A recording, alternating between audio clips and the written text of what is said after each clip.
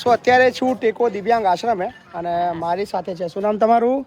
મારું નામ ધર્મિષ્ઠા. ધર્મિષ્ઠાબા. ધર્મિષ્ઠાબા ક્યાંના છો? ભાવનગરના. ભાવનગરના.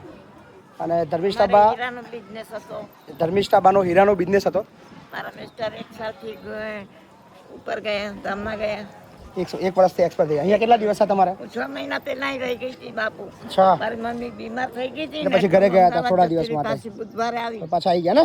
હા. સો કેવું છે ધર્મિષ્ઠાબા, અહીં કેવું લાગે છે? એ તો બહુ સરસ છે. 6 મહિનામાં તમને જરા કે દુઃખ પડ્યું? દુઃખ પડ્યું જરા કે? દુઃખ પડ્યું જરા કે? જરાય નહીં. આનંદ આનંદ.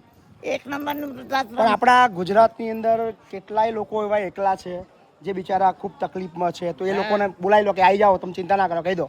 મેં કીધું તું હા, અહીંયા વૃદ્ધાશ્રમ એક નંબરનું છે, આવી જાઓ, કાંઈ બી ચિંતા નહીં આપણી.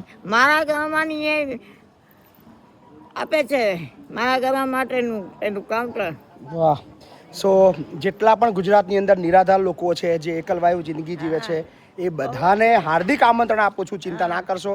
અહીંયા એક પરિવાર મળીને, પરિવાર બનીને, એકબીજાની મદદ કરીને અને એકબીજાની સાથે સરસ મજાની આખો દિવસ વાતો કરીને, એક સાથે ભોજન લઈને, એક સાથે ફરવાનું અને બધી જે મસ્ત મજાની જિંદગી જીવશું. સરસ છે.